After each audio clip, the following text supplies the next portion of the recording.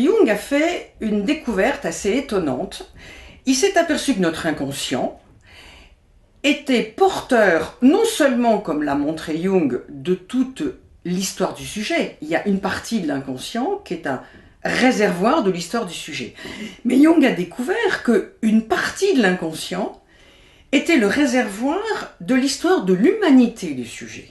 Et c'est ce que lui, il a appelé l'inconscient collectif.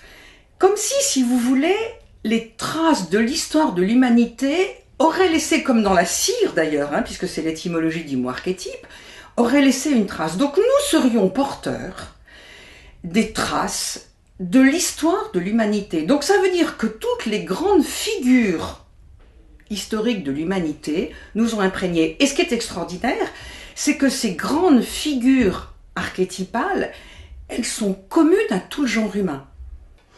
Alors, dans ma pratique, et dans la pratique de bien d'autres, en quoi c'est intéressant d'aller utiliser ce matériel-là? À quoi ça sert? Eh bien, c'est une puissance phénoménale à notre disposition. D'ailleurs, que ce soit l'inconscient collectif ou l'inconscient individuel, c'est un réservoir de puissance. Et comme c'est un réservoir de puissance, il peut s'actionner, si on sait bien l'utiliser de manière positive, c'est-à-dire pour aller chercher ces ressources extraordinaires. Imaginez qu'on puisse aller récupérer un peu de la force de Tiamat, d'Isis et de Marie, c'est quand même assez sympathique à utiliser. Bon, ça c'est le versant positif de l'énergie de l'inconscient. Mais il y a aussi un versant terriblement négatif qui nous empoisonne la vie, c'est que ces énergies de l'inconscient, elles ont la même force que les énergies du conscient. Et si on ne s'occupe pas d'elles, si on ne vient pas un peu les honorer comme des dieux et des déesses antiques, ils nous font des sales coups.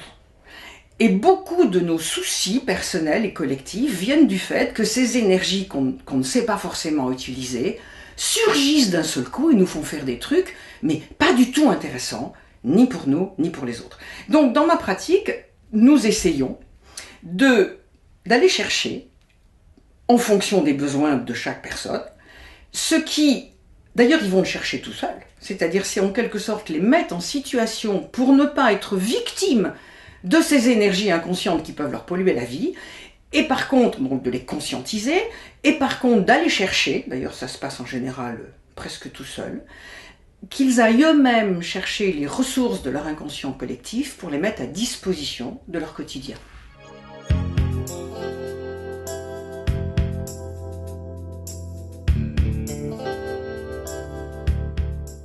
Il faut quand même bien se dire que nous vivons depuis des millénaires dans une culture très masculine, très androcentrée. Donc ça veut dire que le principe masculin, je n'ai pas dit les hommes, j'ai dit le principe masculin est premier et le principe féminin est second.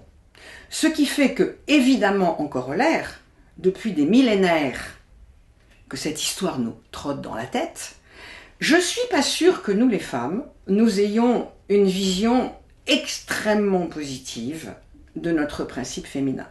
Donc je dirais, le travail des femmes, c'est peut-être, pas forcément dans l'ordre, réhabiliter notre principe féminin.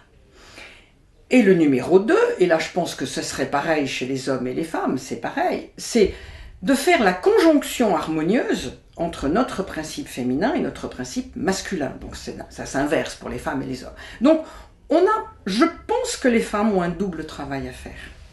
Cette réhabilitation du principe féminin qui a quand même été pas mal érodé au cours des siècles, et je dirais même des millénaires. Bon. Et donc, la conjonction du principe féminin et du principe masculin.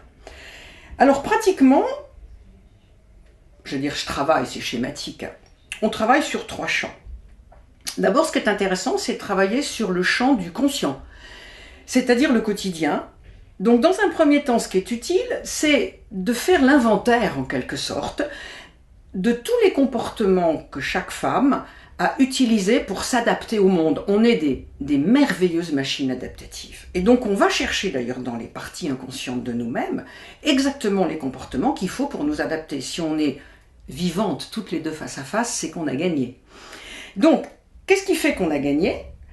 On a gagné parce qu'on est allé chercher les comportements parfaitement adaptés à la situation. Ce qu'il faut aussi savoir, par contre, c'est quand on a choisi un comportement, on n'a pas choisi son inverse. Donc ça veut dire que pour caricaturer, si j'ai choisi pour m'adapter que des comportements liés au principe féminin, je vais avoir mis dans l'ombre, dans le fameux inconscient personnel, les caractéristiques masculines. Et c'est là que je les ai oubliées. Donc le premier temps, c'est, et en travaillant sur le mécanisme de la projection, c'est-à-dire que si j'ai mis des comportements à la cave, en quelque sorte, j'ai tendance à les projeter en négatif sur les gens de l'extérieur. Donc, si je joue à analyser les projections que je fais sur vous, par exemple, dans une situation extrêmement banale, je vais vous abominer d'injures. Qu'est-ce que ça veut dire? Ça ne veut pas dire que vous méritez les injures. Ça veut dire qu'il y en a un petit au fond de mon inconscient qui est sorti comme un boulet de canon, qu'on a marre qu'on ne s'occupe pas de lui, et qui du coup m'oblige à regarder en face ce que je suis en train de faire. Donc, pour faire les choses relativement brièvement, on travaille sur les énergies conscientes qu'on a mis à l'œuvre et les énergies qu'on a mis dans l'inconscient. Donc, le travail sur notre cartographie comportementale consciente, le travail sur l'inconscient individuel, réservoir et réceptacle de tout ce qu'on ne veut pas voir, de sorte à aller rechercher à la cave, en quelque sorte, des comportements qui vont nous être utiles. Donc là, on a vraiment une balance qui pourrait être féminin-masculin, c'est schématique. Donc travailler sur les projections. Et le troisième niveau, c'est d'essayer aussi d'aller retrouver la grande déesse mère, si je puis dire. Et là, on peut s'amuser à... Enfin, s'amuser, c'est un jeu formidable comme l'éducation des enfants. On peut effectivement aller travailler sur l'inconscient collectif. Alors, comment on aborde l'inconscient collectif? D'ailleurs, toutes les parties de l'inconscient ont une façon de s'exprimer. On vient de parler des projections. L'inconscient est friand de symboles, de métaphores. Donc la façon d'aller toucher notre inconscient, et notre inconscient collectif en particulier, c'est de travailler à partir des métaphores. Alors, les métaphores, les contes, les rêves, l'imaginaire. Donc on a tout un matériel à notre disposition qui est le matériel historique de l'humanité. Tous les contes, les mythes, les religions, on peut aller décortiquer ça pour comprendre ce qu'il y a dedans et se réapproprier ce qu'il y a dedans.